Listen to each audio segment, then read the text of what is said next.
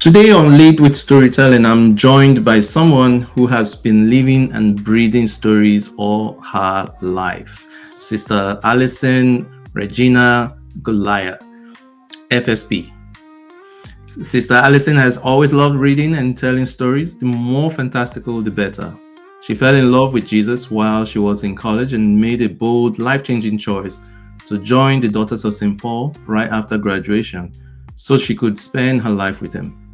Since then, her journey has been filled with adventures, from religious life to her current role as an editor at Pauline Books and Media. We'll hear more about this, where she helps bring meaningful books into the world.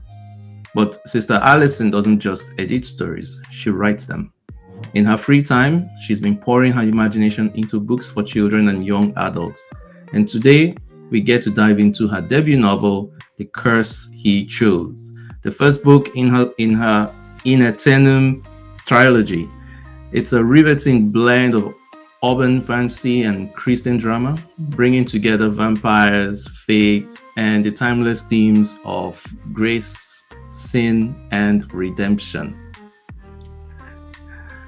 And so now, again, I'd say welcome to Sister Allison. Thank you. I'm happy to be here today. So I know when I first introduced myself to you, along with my invitation, I told you that in my early years, my younger years, I would say it's part of the staple of my reading while I was still forming during my formation years as a Catholic and Christian.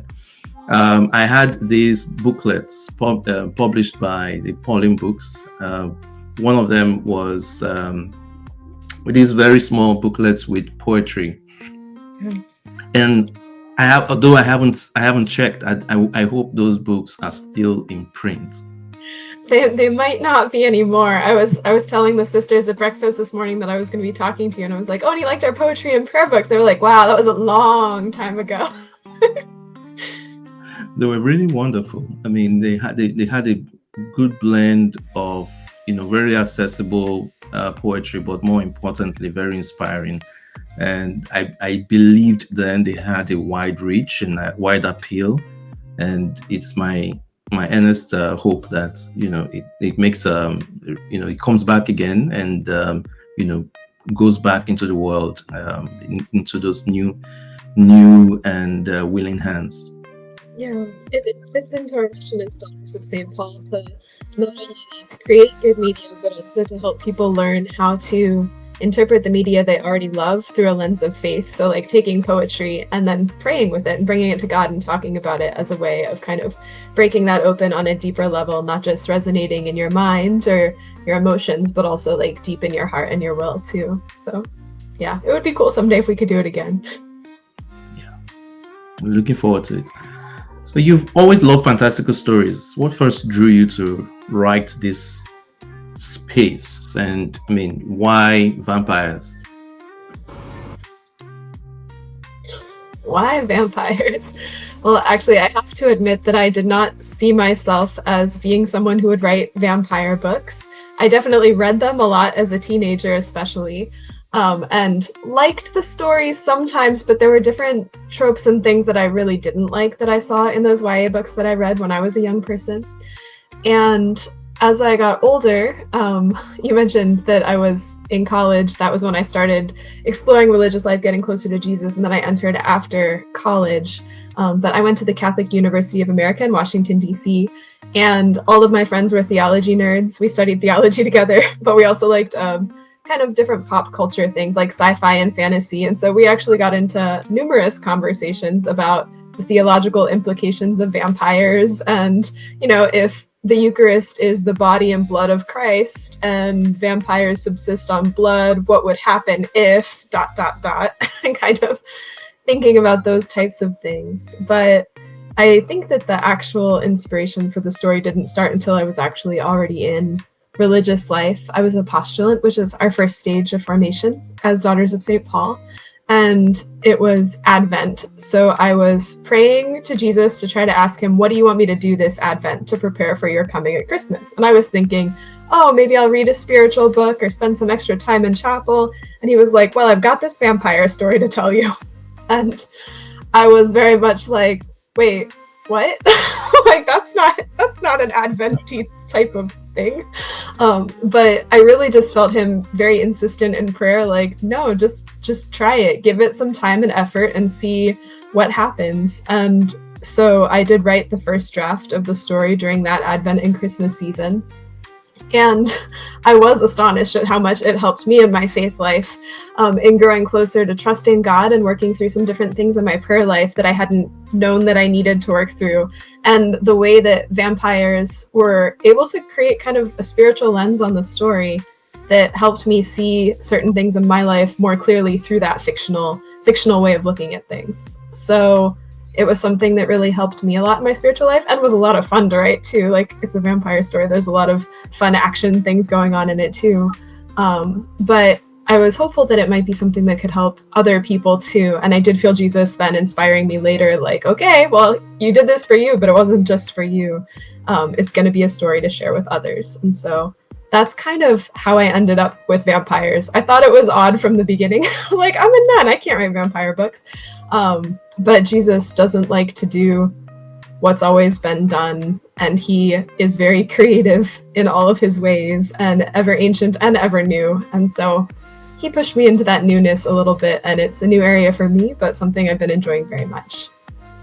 And I remember, when I read the book, and again, thank you so much. I think it was brave, especially when people pick up vampire novels. It's really hard for people to do, especially with, I would consider the vampire lore as one that is very easy, is an easy trope to pick up, but it's really hard to do or to pull off. And I want to say you surprised me. A part of me, was reading this and I was thinking, okay, I'm just waiting for her to trip up, because we have this, what's it called? We have certain vampire novels that we hold in high esteem in terms of how they figure out the reason out the world building and the character development, or also trying to stay true to what we understand, or the logic of vampires and their and this is it, and their theology. There's an understanding. We all understand vampires. I don't know. It sounds bad when you say it that way, but I'm going to come to the part where, in your acknowledgement, where you mentioned that you were taken by the theology of vampires, or at least at some point began to entertain thoughts around the theology of vampires. But I will offer a very quick review.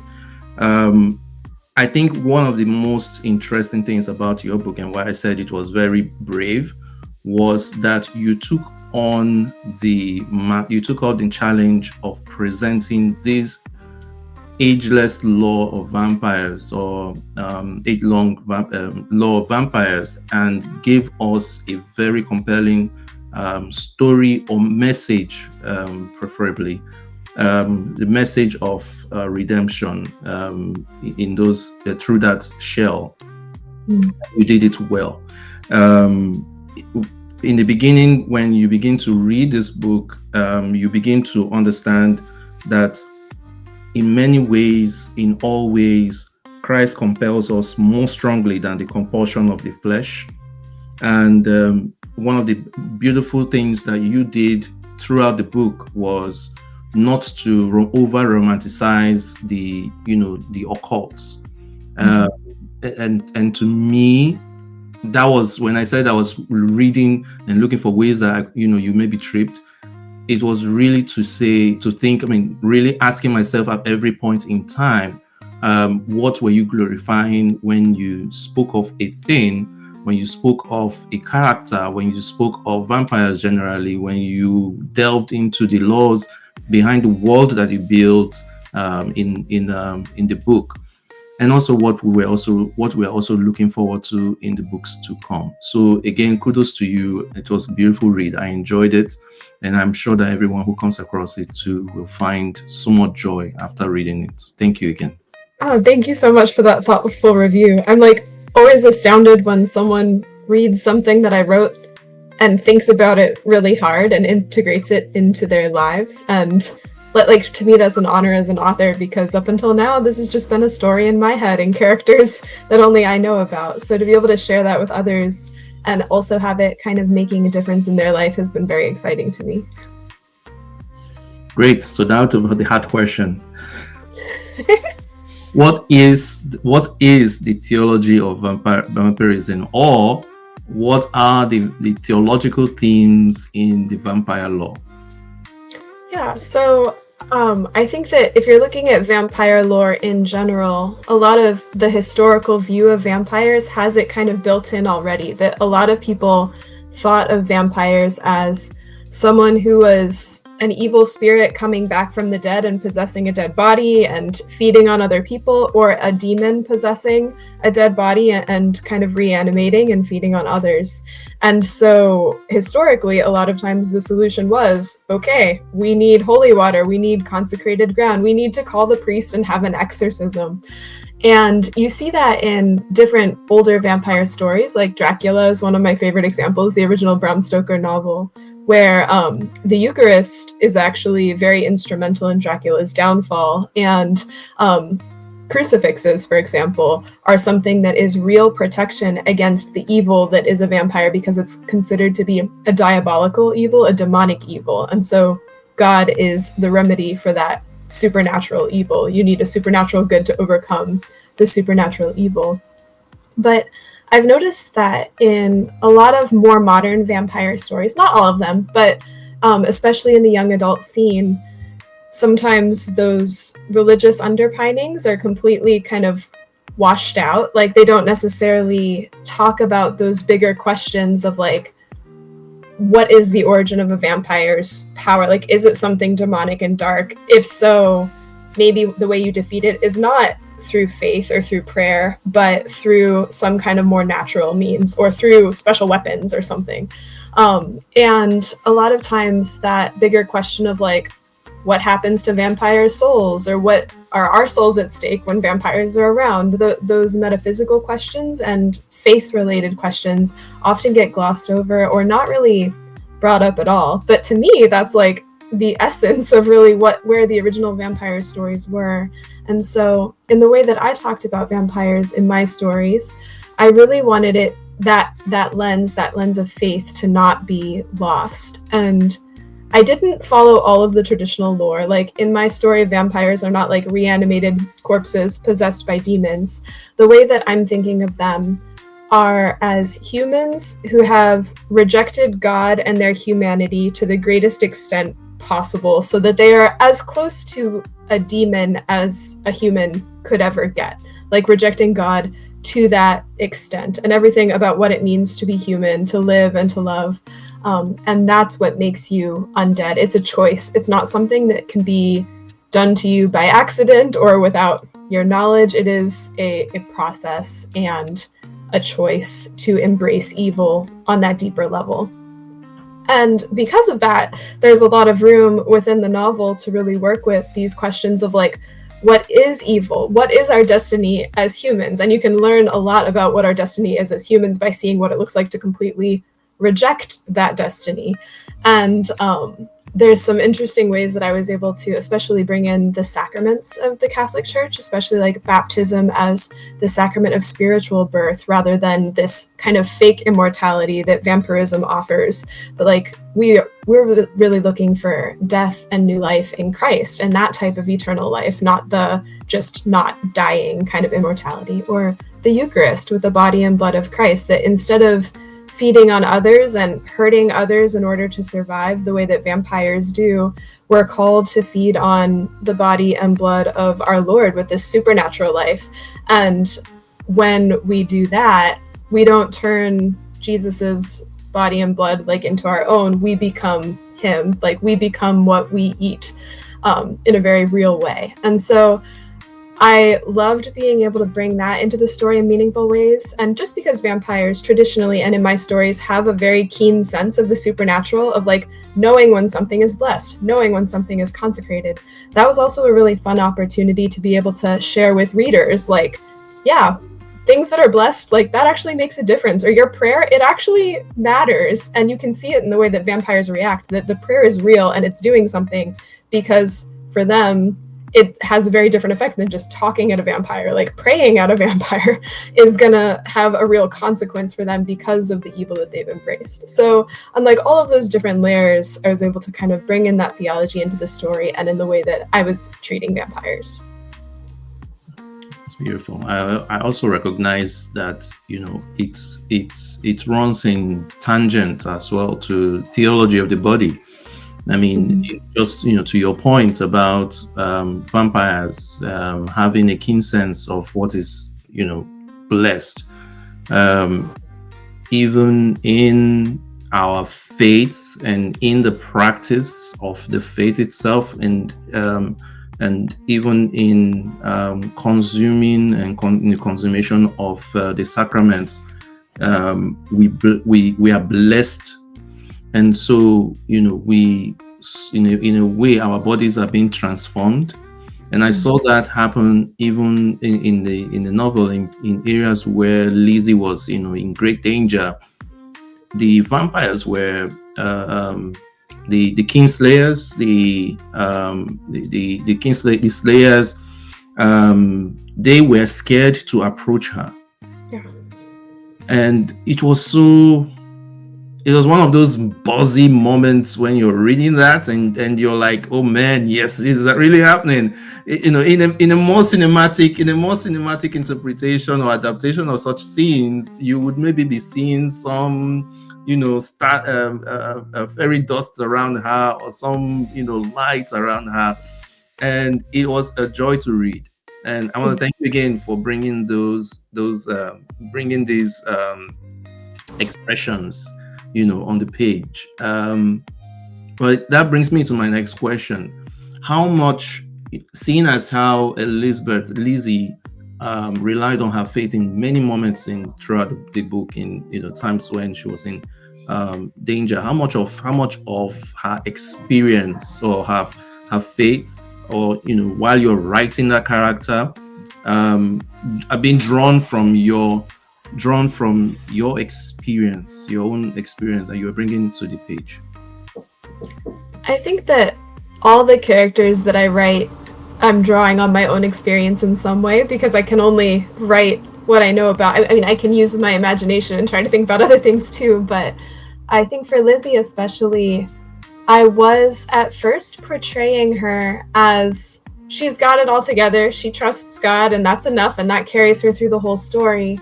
And then when I had some sisters read early drafts of the manuscript, they gave the feedback that they wanted to see her also struggling in her faith and growing, like that it seemed like with all of this stuff going on, her conflict should not just be the outside, oh no, I don't want to get eaten by vampires, but also inside, that would be raising questions for her, and that she would have her own struggles and doubts.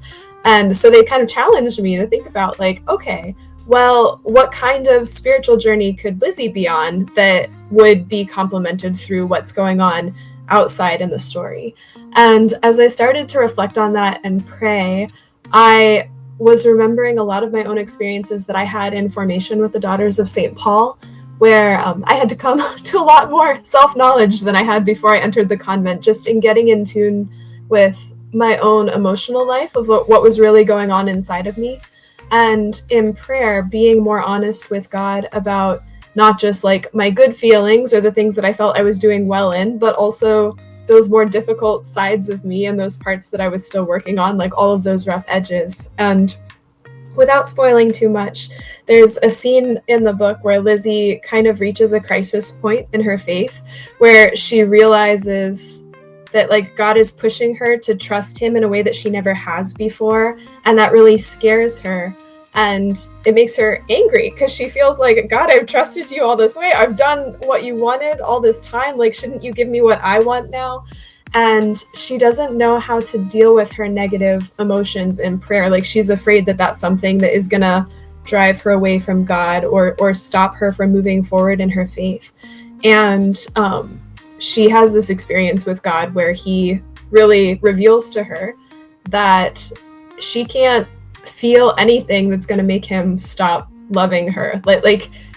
Her anger, her hatred, her being sad and confused at him is not going to drive him away. That like he's there to stay no matter what. And that very much was kind of drawn from some of my experiences in formation of having that realization myself, that like God is so loving and so good and so infinite that like I couldn't get rid of him if I wanted to, which I don't, but like that he's not afraid of me. He's not gonna be driven away by me or reach this point where he's like, okay, that's it, I'm done.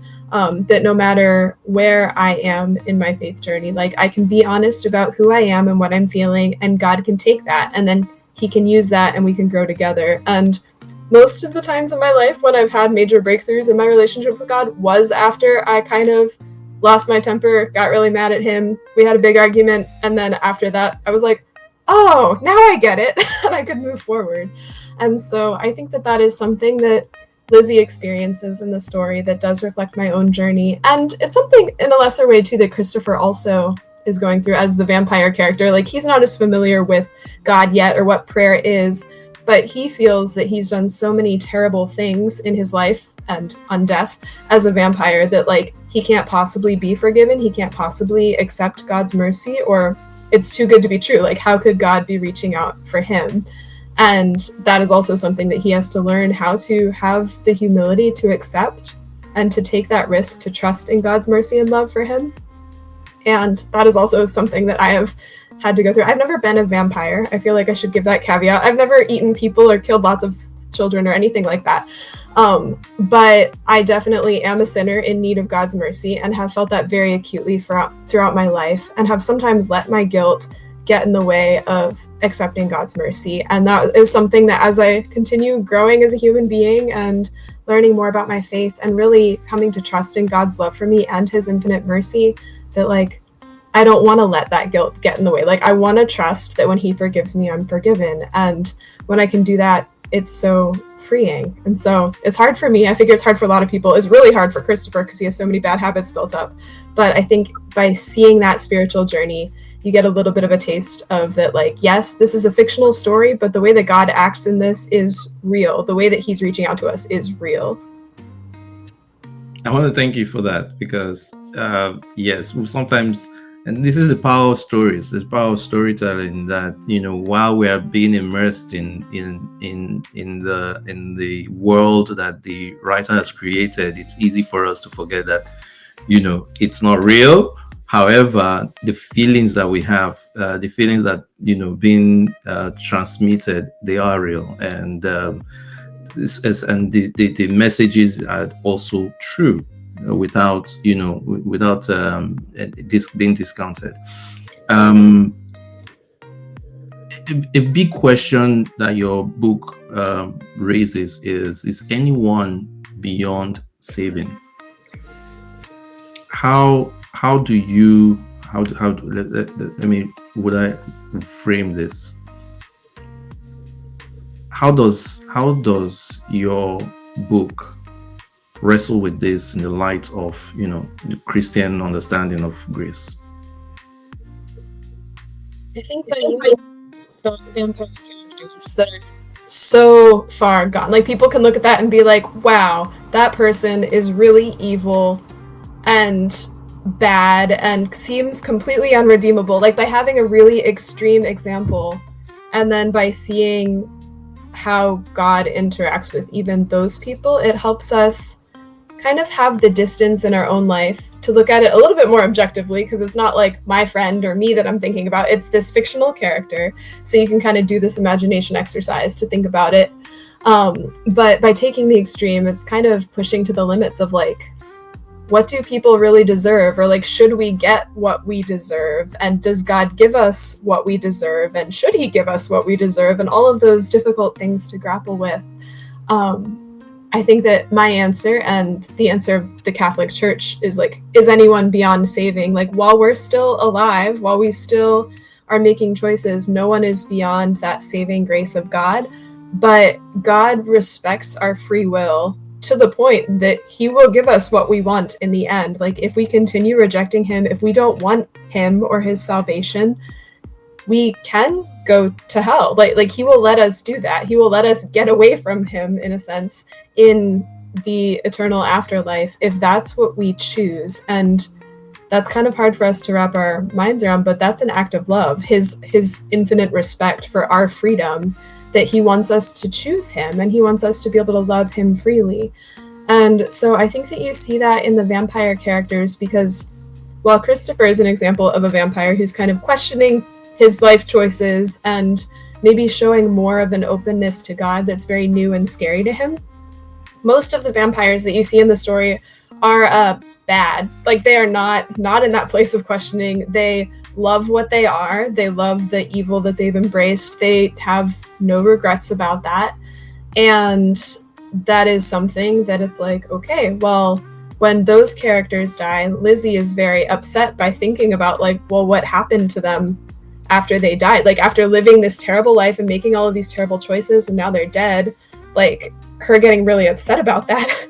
And Christopher has a lot of trouble understanding how she could feel pity for someone like that. It was like, no, they deserve it. They got what they deserve.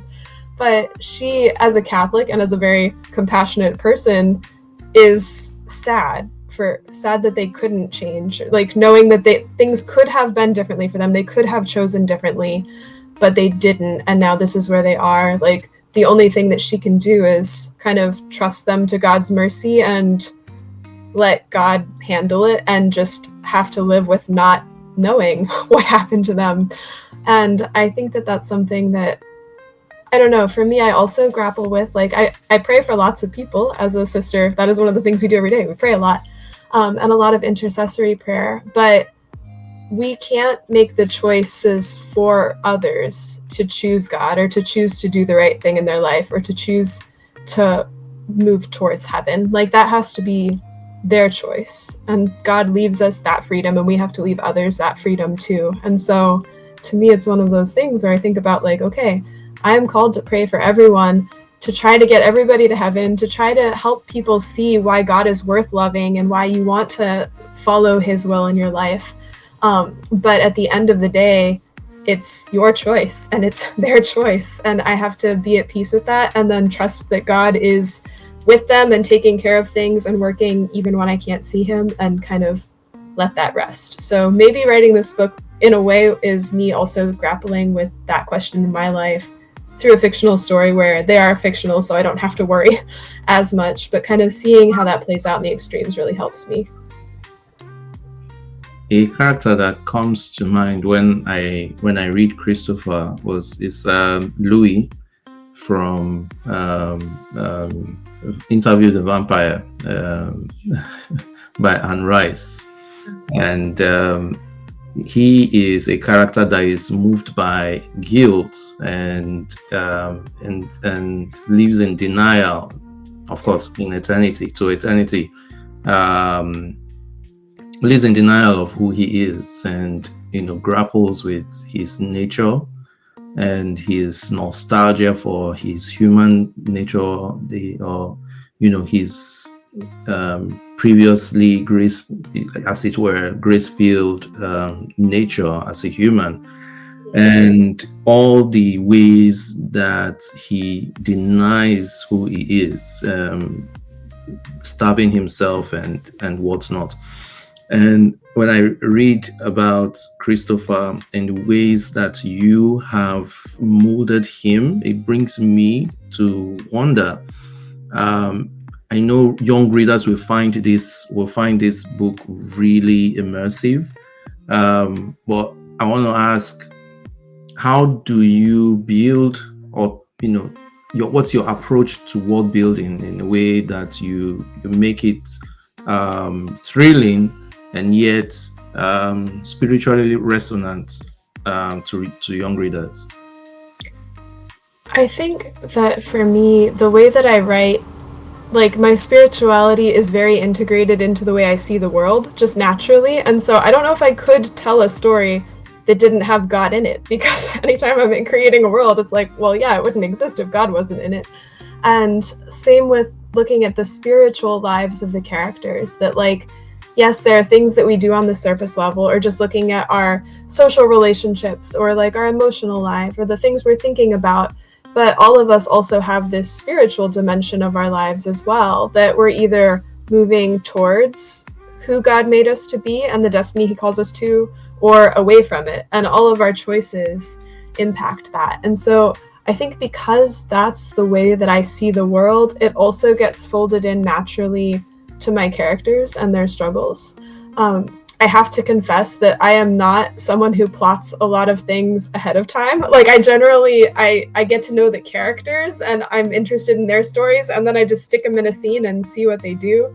And sometimes they do what I was not expecting, and then the book takes a very different direction. And that's exciting for me as an author, because I'm like, well, now I want to know how it ends too. Like I'm writing to discover kind of what their journey is going to be or where it's going to go. But because I think the premise of this story is so fraught with those spiritual questions and that deeper journey of faith, it's something that kind of naturally was worked in there. And it's interesting that you mentioned Interview with a Vampire, that character, because I feel like in some ways, if Christopher hadn't had God reaching out to him in the way that God does in this book, if he hadn't met Elizabeth and kind of had her pushing him to like get over yourself and like make a difference or change something about the way you're doing, I could see him very much ending up like Louis as just kind of stuck in his guilt and not knowing how to move forward and hating himself. Like he does, that is something that he struggles with a lot throughout the whole series, not just in book one, and something that he really has to learn how to grow with. So that is an interesting comparison, I think. Well, you're also an editor, so wearing both hats as an editor and an author, how does that affect the way you created this story, or your approach to writing the book? I think that being an editor has taught me a lot about writing, because when I'm editing other people's manuscripts, I'm not just reading the story to enjoy it. I'm seeing the ways that it could be strengthened. I'm kind of taking a step back and looking, okay, this is how it is, but could it be different in some ways, in a way that would make it much stronger and a much better book, or have the themes resonate more deeply, or have the characters dig a little deeper into their journeys and see that come out on the page. So I think that having that skill of learning how to look at what I've already written and imagine it differently, like imagine it better, has definitely played into the way that I write. And actually right now I'm in a creative writing program, an MFA program at LaSalle University for writing for children and young adults. And that has been so immensely helpful in coming to understand more about the craft of writing, more than just what my intuition is or what I've picked up kind of from reading different stories and absorbing things over the years.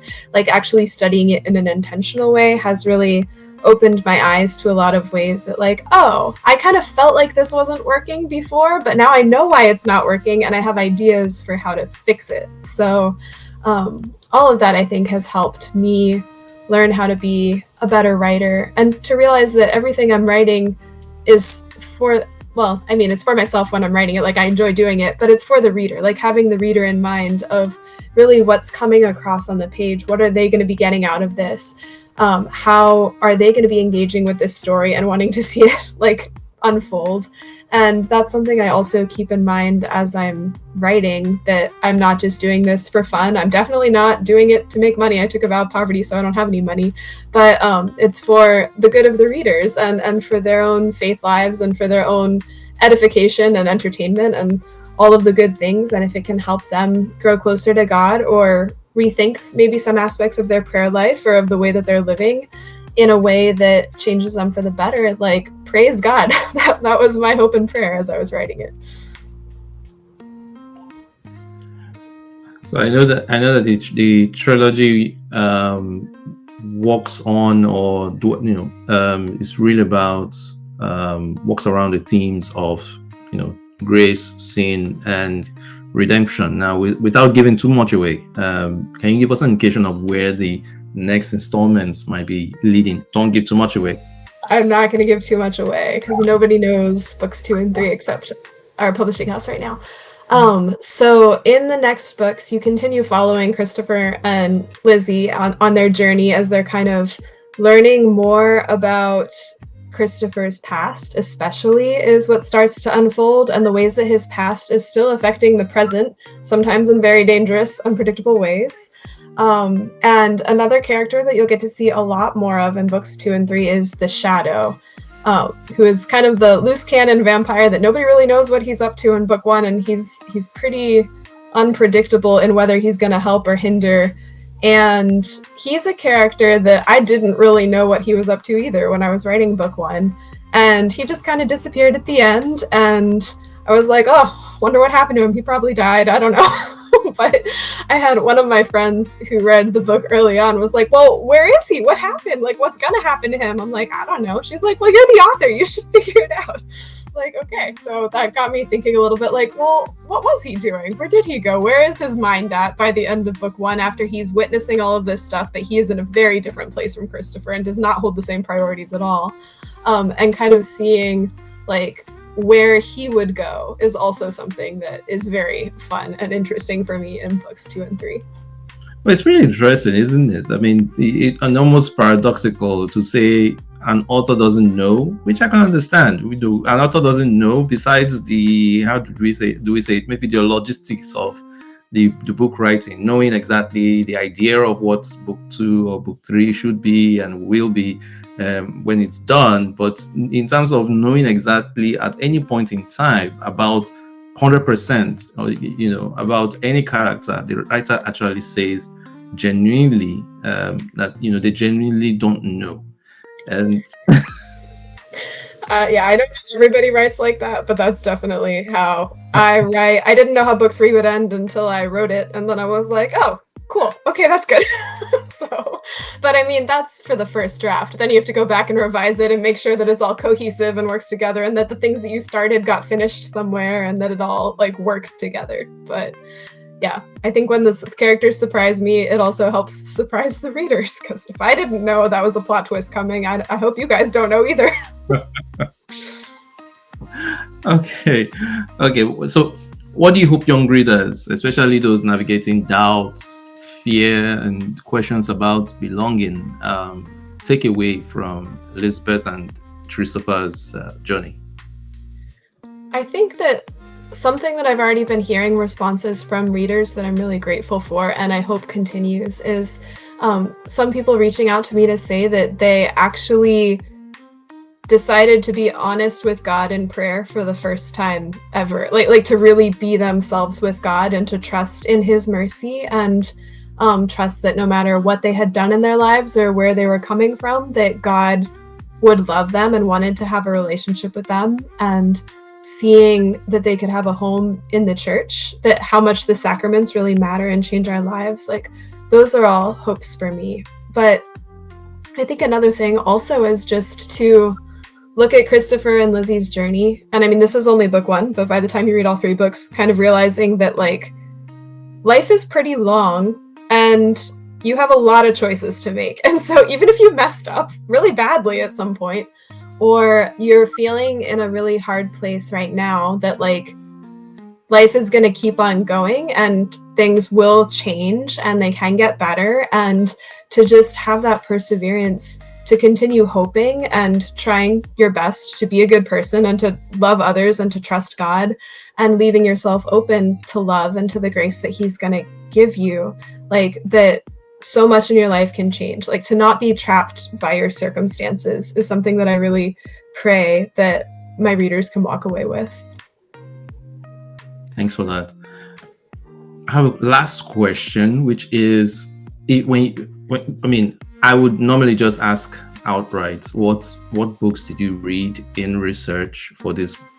But I like to streamline that, narrow it down to If you were to give us two books, one maybe in the vampire canon or not, or in fantasy canon or not, one book that you loved and another that you did not agree with. Not necessarily that you didn't like it, but you did not agree with.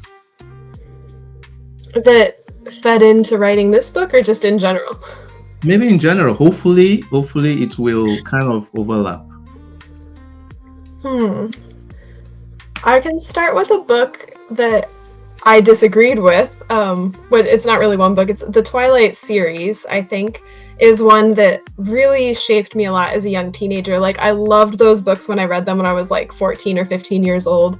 But as I got older, and even when I was like in college thinking about things, I started like thinking back, being like, I don't think I agree with a lot of this. Like there was a lot, not just in like the writing style, which in some ways I think could have been stronger, but in the way of presenting love and presenting vampires and the consequences of being a vampire and like what that really means. And like, I feel like something important was missing, and that was something that I really wanted to be present in my books. And so I think that in looking at inspiration for this series, Twilight is one of those ones that, not that this is an anti-Twilight book or anything, but that the things that kind of didn't sit right with me from Twilight, I wanted to make sure that I did really well and really strongly in my book.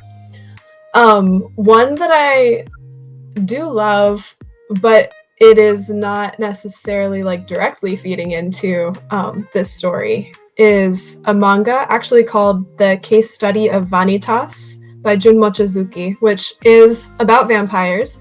It's a little bit obscure, but I really like the mangaka. And what she does with her vampire story, she had a very creative world building that I hadn't seen before. I'm going to try my best to summarize this in a way that makes sense. But basically, the vampires pretty much act like normal people and don't have issues and stuff, but if their true name is corrupted, they go crazy and start acting like what we would think of as like vampires that just are like demonic evil things that try to eat you. But if you can restore their true name to them, it's like that curse is removed and they're restored to their true selves. And I loved that take on vampires because it was kind of unconventional, but also to me, it did get into a lot of the theology of what it means to be named and to have your deeper identity, and like how vampirism touches on that and stuff. So even though my book is very different from the case study of Vanitas, I loved how she used the plot device of vampires to do this deeper discussion of these themes, and how that was integrated so seamlessly into the world building. And so that's a vampire story that I do really like, but I will say that it is an ongoing series, like it's still continuing. So if it goes in a really weird direction, I do not claim to endorse the whole thing, but I did really enjoy the premise of that. So I may have been right that there might be an overlap. And thanks for saying that, because I did make a note. There was this powerful line in your book where you said, this was Christopher talking. He said, "Names are for the living. I have none." Mm-hmm. And yep. You did me, or did us, a disservice by not expanding on that yet. Well, I think that you can also see in the way that they use titles to refer to themselves that vampires really define themselves based on their function, or on these like surface level qualities about them, but not like deeper who they are. And I think there might be a little bit in the back matter in the fact or fiction that talks about that. It touches on it a little bit. I was limited in how much back matter I could include because I could talk about this for days, and I didn't want too high of a page count. Awesome. But that is something that I think of, especially with baptism and being named like our baptismal names, and for me in religious life, like my religious name, that God calls us by name. Like he is reaching out to us in our deeper core of who we are, and he knows us fully, and he loves us, and he's not trying to use us. It's not like a utilitarian thing of like, oh, this is what you do, so that's who you are. But it's more of, no, this is who you are, and I love you. That kind of difference between the way that the vampires look at stuff, like names are a human thing. Like I don't my identity doesn't matter. I left it behind when I became a vampire. Versus one of the first things Lizzie does is like, no, I'm going to give you a name. So you can kind of see that contrast there. Allison, you have my admiration. You've just taken it up, a whole another level. Because when I read that part, it's something shifted, and I like, yes, because I felt strongly that it wasn't it wasn't just something you just put there to sound mystical. It was some sort of steeped in deep understanding, in some deep understanding, a canon that needed to be tapped, right? And I want to thank you for that. And even after speaking about this, I'm still going to go and look at those other lines, and I took notes. You could tell, because Oh. I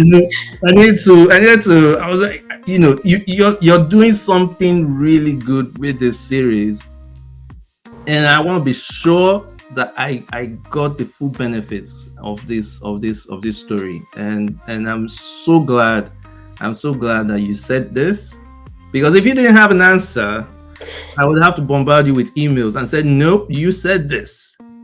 We need this to be reconciled. We need this to be consummated. You can't just let it slide.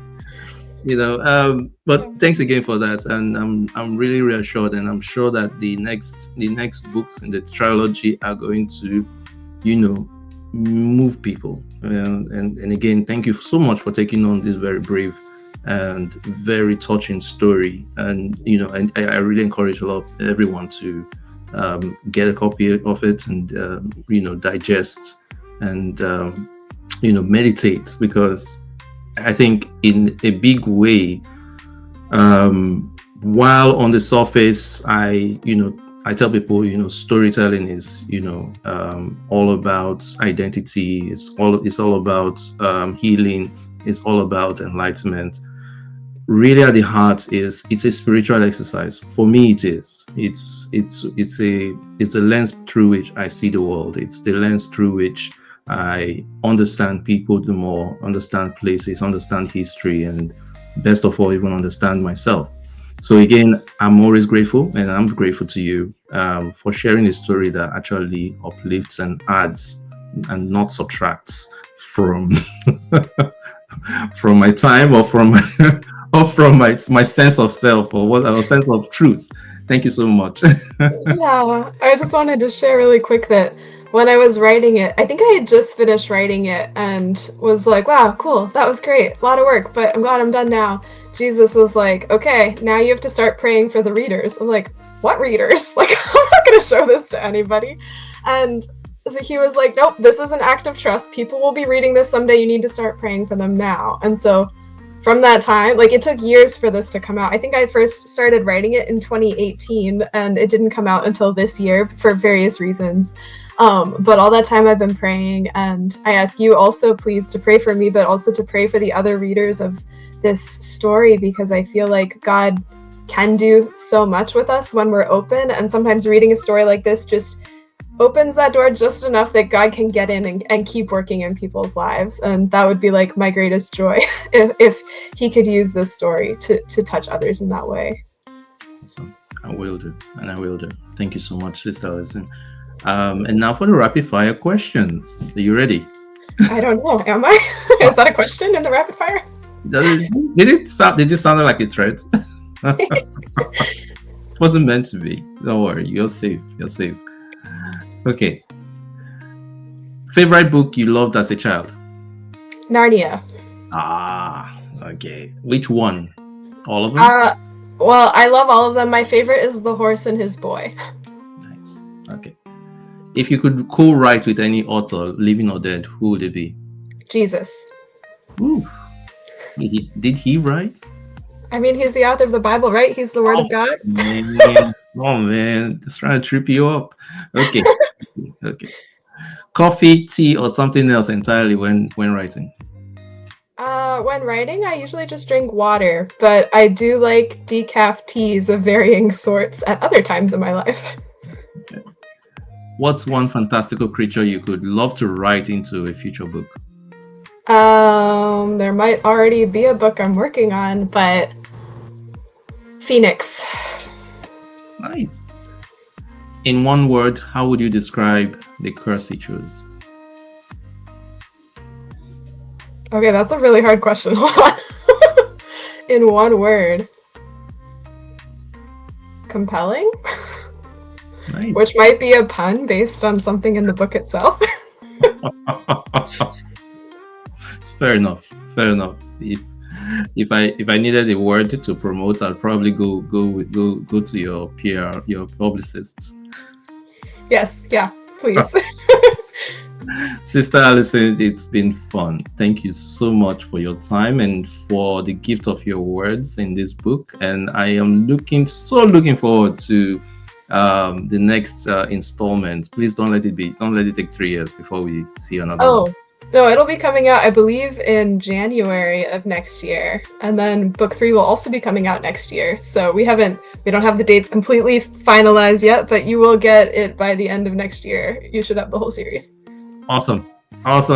Great. No, that's fine by me. Not like I have a say in it, but that's fine by me also. Okay, I'm glad you approve. Thank you so much. Thanks for your time. Yeah, it was great talking to you. Thank you for having me.